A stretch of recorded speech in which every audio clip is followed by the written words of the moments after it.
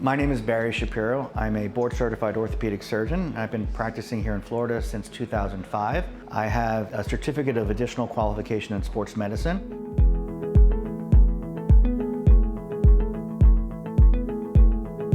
Shoulder replacement surgery is actually a fairly quick operation. It takes about 45 minutes to an hour.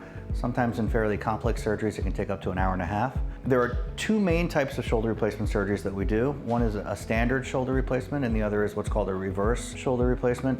When we do a standard shoulder replacement, the surgical approach necessitates that we release one of the tendons in the front of the shoulder, and when we're done, we repair it.